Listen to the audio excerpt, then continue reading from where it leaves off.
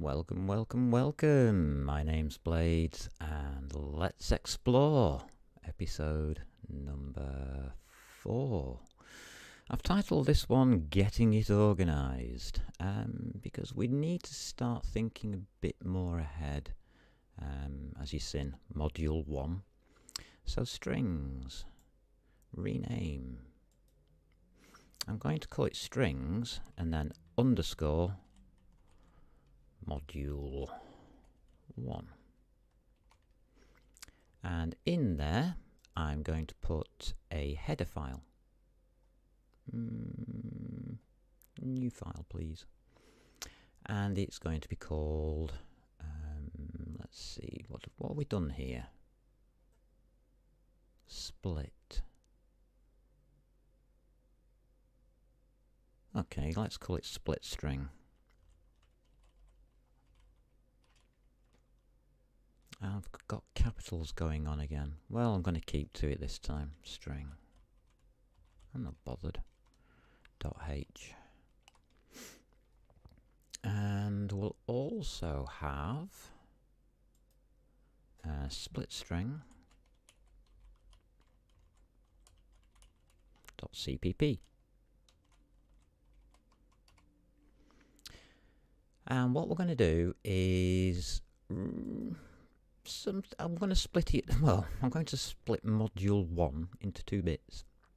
So let's take module 1. Let's cut it from here and use the header.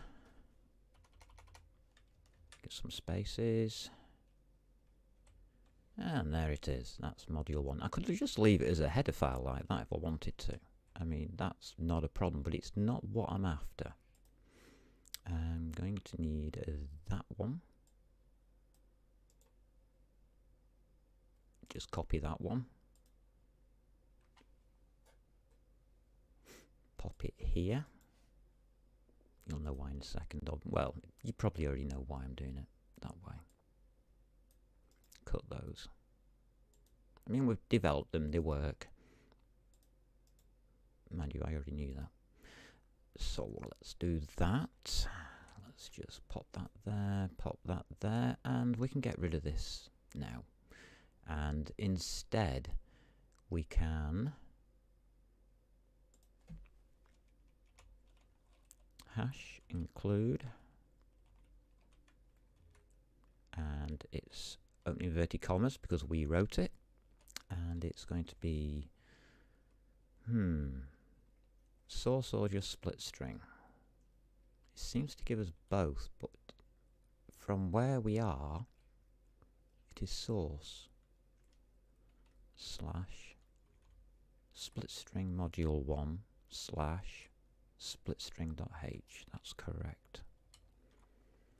So now everything that's in splitstring.h is now coming through and will be pasted, literally cut and pasted into that area there, just above dev area. So I know it's going to work. But yeah, this is all going bleh. No, it's not going to work. Indeed. So let's do this properly now. Now what I'm also going to do is take line 6, I'll take line 5. Line 5 all the way down to the bottom. Copy it into this one.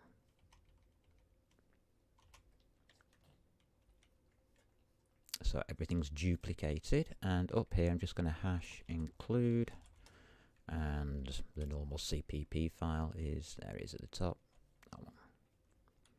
So there we are, that's that one. This is okay, absolutely fine. It's now this that isn't correct. What we do here is we are going to use the header file as a declaration, and that is your definitions. So all we've written so far is definitions by definition. There you go, a little play on words. Dear Blades. So in here we don't need all of this. Just save you a minute, get you out of the way. We don't need the brackets. So what we can do now is we can go dump, and now we can put a semicolon because it's declaration, not a definition. Clunk, declaration, not a definition. So the header file declares that these are going to be available, and the CPP file gives you the full definition of the code and defines what's in there. So you could say that this is like a menu or an index or something like that. This is like a menu or an index where you get to know what's available, and then if you want to use them, that's what's going to happen. And that's how header files and CPPs work. Now, to stop us including this twice, we have a little trick up our sleeves, which is hash Ragman Wants, which means this can now only be included once when we go to compile. If it's included twice, then the second time it is included, it will be ignored. There we go. So I've done that. We've now got that, and we should not be complaining anymore because everything is coming from there. Now, will that still build? So let's have a look. Where's our debug folder? Here it is. Let's get rid of you. And we'll just delete you for a second. Thank you very much. And we'll delete you as well. I'll need to make sure that it does come up in debug. So there's all our new stuff. None of it will happen. Oops. So just keep it open for a second. None of that will happen because we haven't told it to. If you're using something like Visual Studio or whatever, some IDE, it'll do it for you. But I'm not. So I've got to actually put them in. So here I will put source slash, yeah, I'll go that way round. Yeah, source slash, and it's strings underscore. What will we put it as? Yeah, I'm correct. I've got to make sure capitals matter, by the way.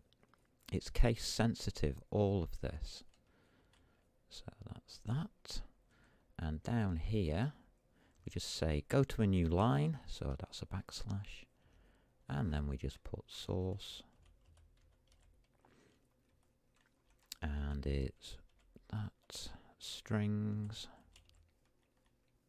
tab that. And oh, I didn't even put it in, did I? So I've got module 1, then it would be slash. The header file is SplitString.h.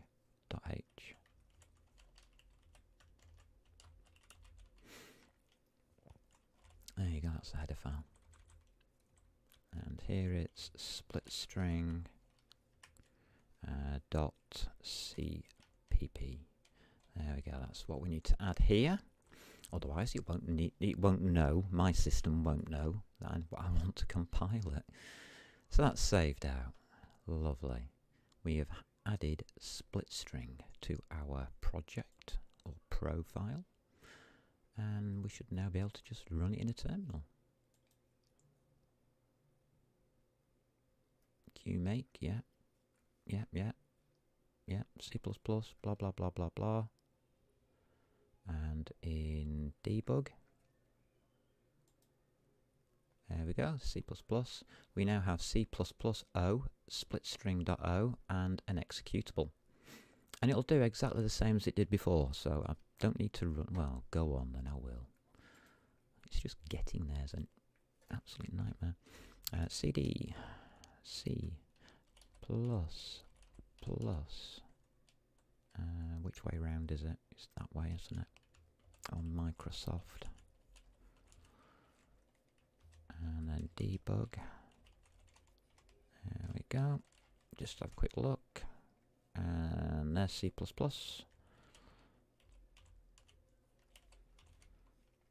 I don't want to do that every time. I'm sorry, but yep, there you go. It's still doing the same thing.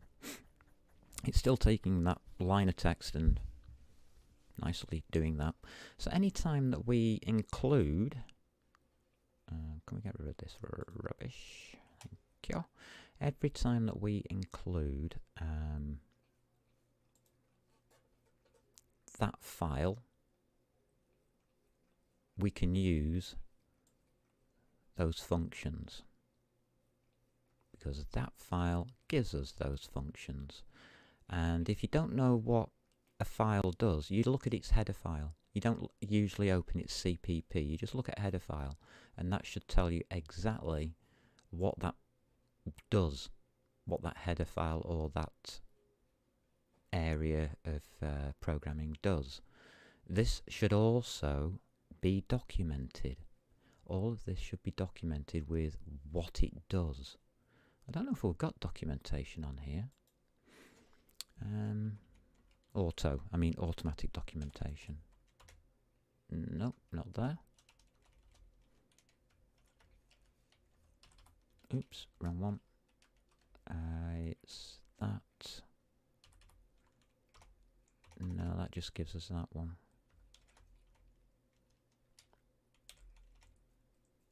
Oh, doesn't come out of it either. There we go. Yeah, see, would put some documentation in here.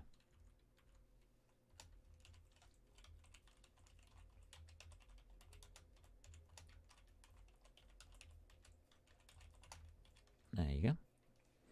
And you would probably use a standardized documentation system. Whatever is either provided to you by your boss, or whatever, if you're a private person doing some programming, or you're just doing programming for a hobby, do the documentation, please. It's very important to document everything, because when you come back to this in 6 months' time and you look at it and you think, what on earth is that? And yeah, exactly. Did you get the homework? The reason why the return value wasn't needed is because the return value was telling you the size of our string here. So it was telling you the size of, or sorry, the number of splits that had occurred. It wasn't all the split is stored in here, split store, at that address. That's passed into us, that address. So that address is also available to the main program. So we didn't need it equals to. Otherwise it would have looked something like this. Otherwise we would have had the split equals something like that. But we don't. What we could have done is asked it how many splits there were, because it doesn't tell us that. It just gives us the split line and stores it in that address for us, which we've set up for it here, split line as a vector. So it's done all of that for us, and then we can use split line anywhere we like, either to print it out or access it.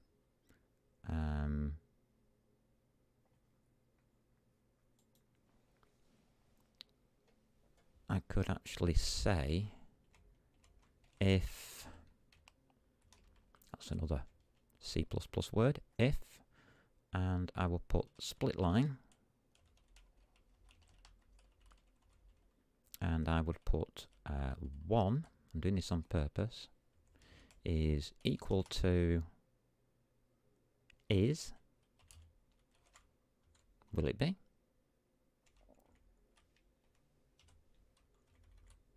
I think we need that in inverted commas. Yep, like that.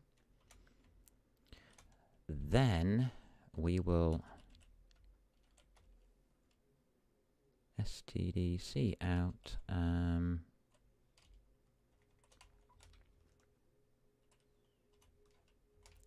the second word is, ain't it? There you go, there's a nice one for you. That's beautiful English. What are you talking about? Come on, it's Blades, what do you expect? Something serious? Good God. And what's wrong with all of this lot now? Okay, let's get rid of that. That's what that was all about. So that return value was only returning us how many of these, like an index, how many of these were in it. 0, 1, 2, whatever. What's wrong with doing split line 1? You're right. It's that one there. You see? It's case sensitive. Now, is the second word is? Well, yes it is. But I've put 1 in here, so will it work?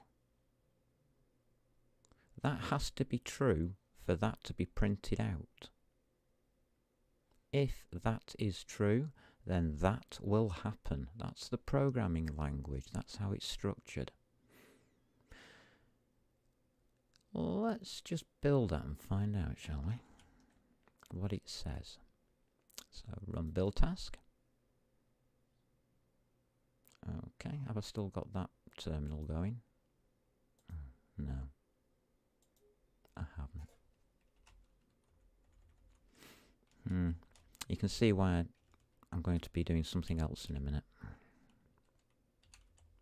We need a way to run this. Otherwise I am going to go nuts typing in this one line. And it's C++ the program. The second word is, ain't it? So it was true. Hold on a minute, how come that's true? Wouldn't the first... Oh, wait a minute. Leave a plus there, will you? Oh, I've done it again. Never mind, don't do it. But shouldn't the output... Should that be output? And this is where bugs occur. This is where people get it wrong. Because we're human, we say that the first item is that one. This, that's the first item. Is the second item. So we'd put a 2 in there, wouldn't we? Because we're humans. Computers don't. Because computers count from the number 0. And that's what I'm teaching today. The 0 rule. Computers will always count because 0 is a number. Humans don't. We count from the number 1 because we don't recognize 0 as being a number. We recognize 0 as being nothing. And we don't have a definition of nothing because nothing is nothing. There is no definition. Computers define 0 as the number 0. So 0 is this, 1 is, 2 is A, 3 is line, 4 is of, and 5 is text. Now, I altered stuff last time, so I've just gone 0 to 5, haven't I? 1, 2, 3, 4, 5, yeah. Let's see what we originally had and what it originally did. So here we go. Oh no, we have to start with the H.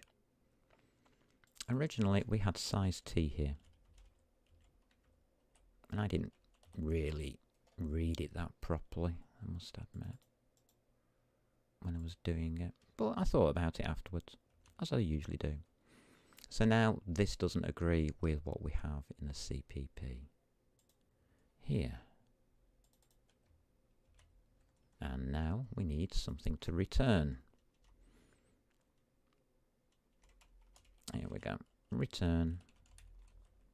And we needed a size T, didn't we?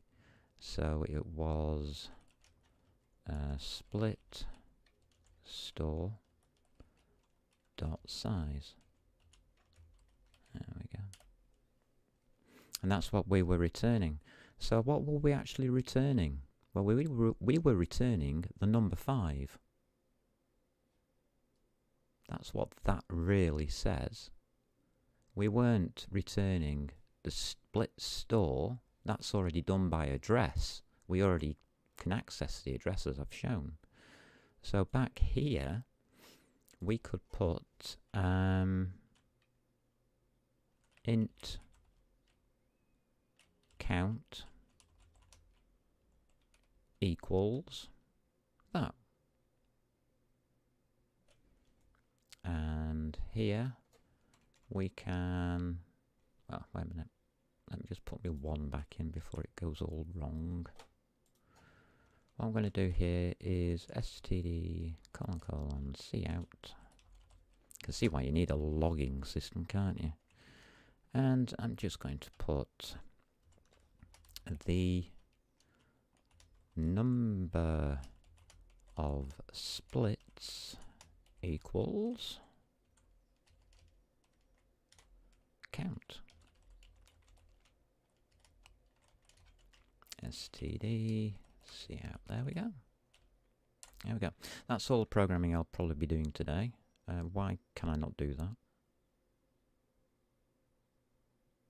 What's wrong with this here? No operator matches these operands. Operands are...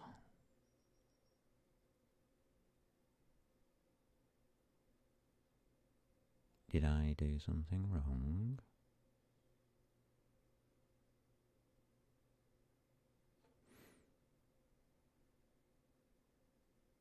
Don't worry, I put spaces at the beginning on purpose. Don't worry, I know about them.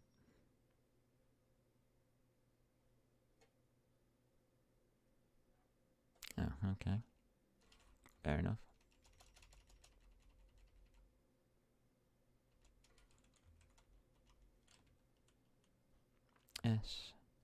std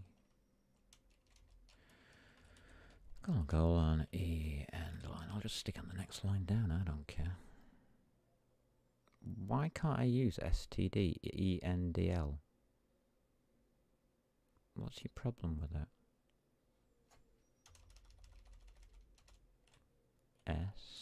std colon e ndl. Are you asking for that? You shouldn't be.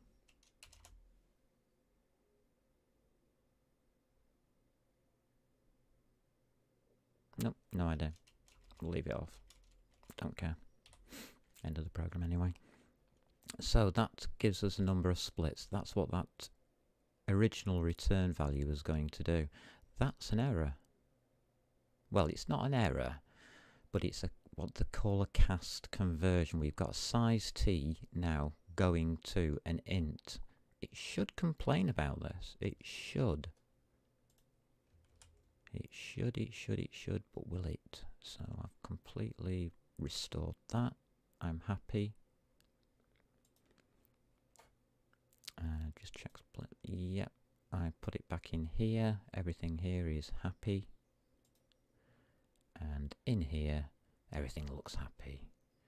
Oh God, I'm going to try and bloody build it again. Oh, it's done it. Without warnings, without anything? Well, if you're in some kind of IDE, I would be expecting it to be warning you that, or hopefully warning you, that everything isn't right. That line there, it should say casting, or a bad cast, or are you really sure you should be doing this? The answer is it's fine, but hey ho, that's C nowadays for you.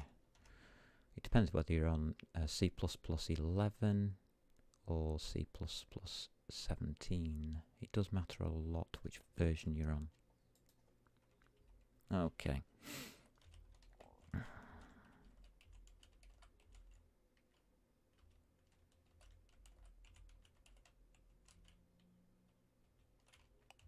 Now this is definitely the last time I'm typing this in.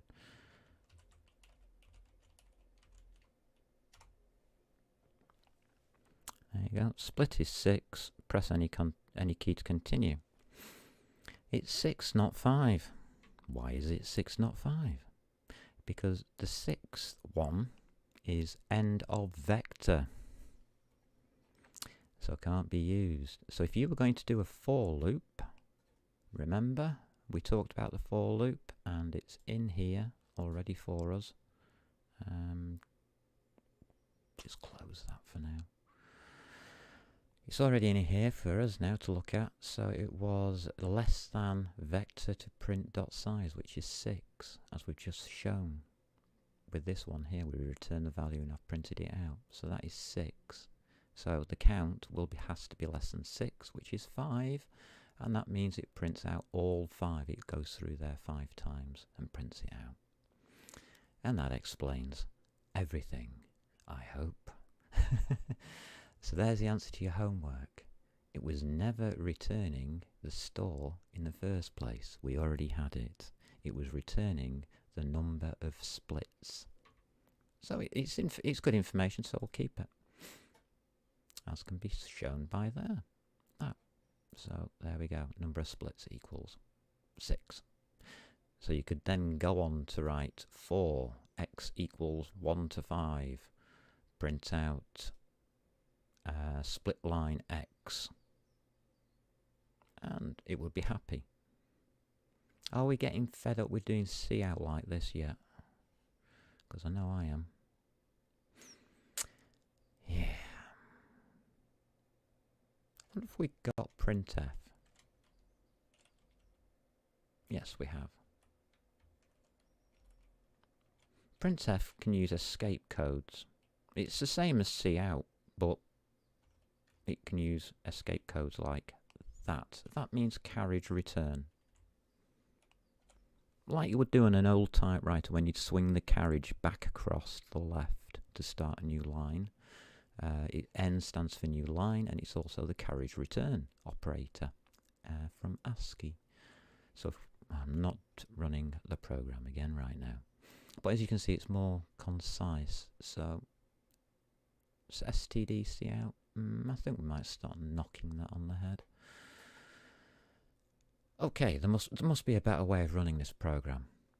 And there is. We could try to debug it. But it says here no config. So let's click the button and see what happens. This is going to be fun. I want to use GDB, please.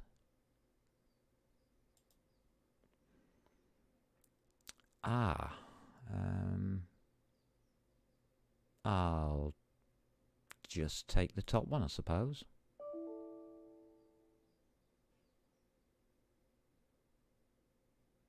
Oh.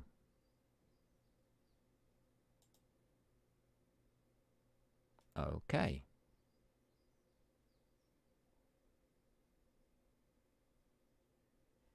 What happened there? I've got a new launch JSON going on here. I don't want to launch. What are you doing?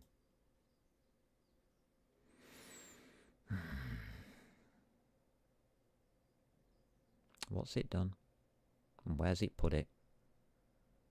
This is the problem. There's the debug. There's VS. So it's not in there. Where is it? Ah, task JSON. There it is. Launch JSON. Delete. It didn't like that one. Let's try that again. No config, thank you. Want GDB, please. Let's try that one. No. What is going on here? I don't like this. I don't like this. It's not doing right things. There is delete again. I'll get the right one, yeah. I don't care. Come on, it used to be dead easy, this. I'll just take the first one and let it do its stupid things. Show errors. None. Well, that's correct. Up to a point, because I want to use a different one. I know that exists.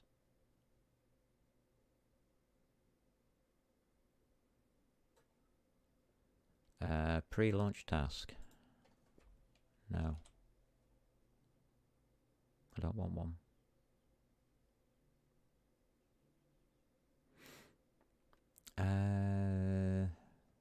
File directory name. What's this rubbish?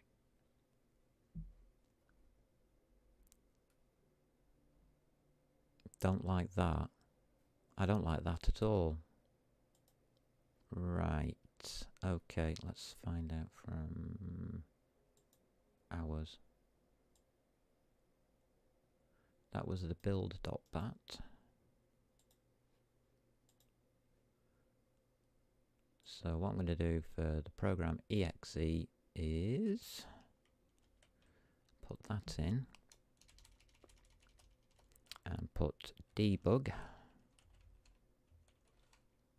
/c++ .exe. So that's that sorted. CWD, no. Current working directory. Should be that. Goes in there. Right, name.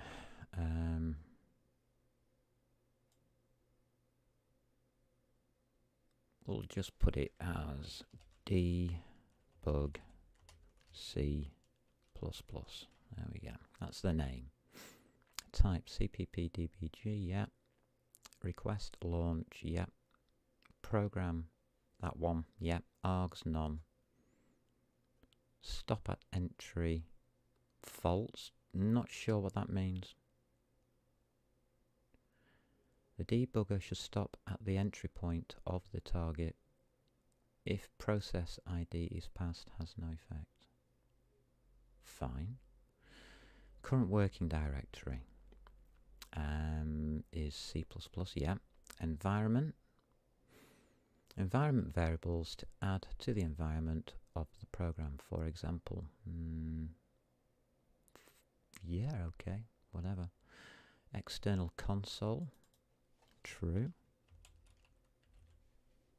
I don't need to run in one of these. GDB, yeah.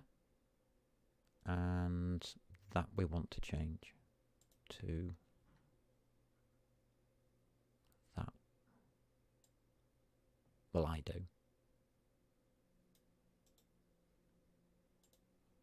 I knew this was going to come up, that's why I had it there. So it's not D whatever. I've got a Qt1 here. Okay. Doesn't like these characters.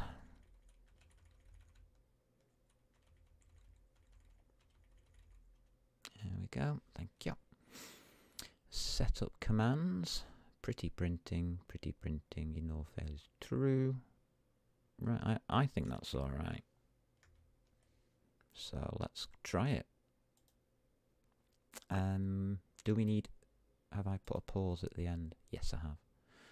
Okay, let's click on that.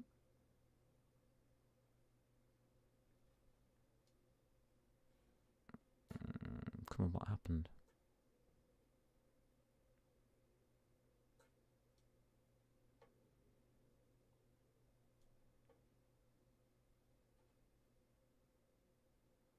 Okay.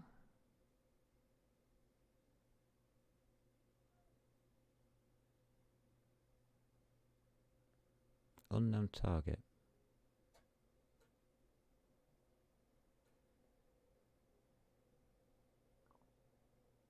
Okay. Right, I might have to use the other one.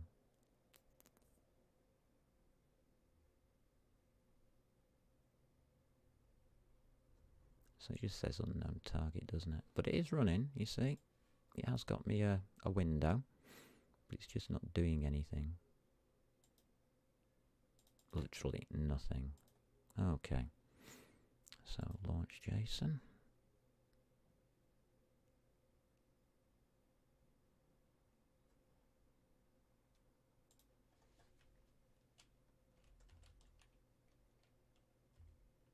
It might be the slashes being the other way around.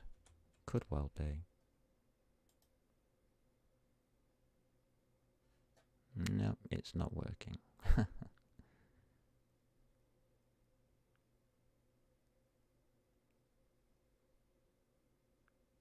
Okay.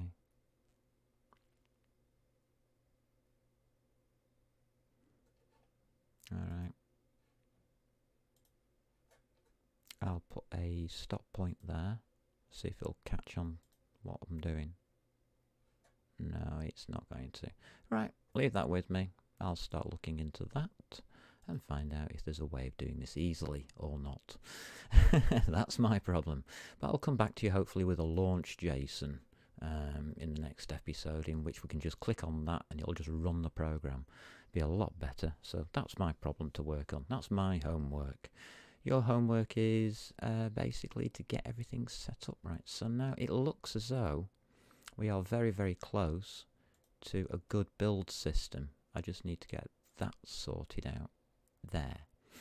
And then I can save all of this into a proper system. So yeah, strings module, SplitString and SplitString H. Now, people who are watching this and thinking about C++ and what they've learnt in the past about C++ will be thinking, why hasn't he made it into a class? No need. Was there? It's just two functions. It's not a class. It's not a string class. It's just splitting a string into pieces. So no, that's not a class. A class is something that does something like window. That's a class. Because it does a lot more than splitting a string into into a couple of bits. When we come to, actually that's one of the things we will be doing. My maths will be, no, is that in classes? No, that's in structs. But we'll be coming to stuff like that. Network will have classes, yeah. But strings, no, I just wanted to show you how to do functions and how to put your functions into a couple of files and get them out of the way so that you can have a CPP file which is a little bit smaller, and then you can develop your next bit, of course. That's the whole idea to that. Because once you got rid of whatever you developed, you can develop the next bit. So, yeah, I'm going to keep that as is, and I'm going to try and get this thing working. So, until next episode, take care, explore C++, and have fun.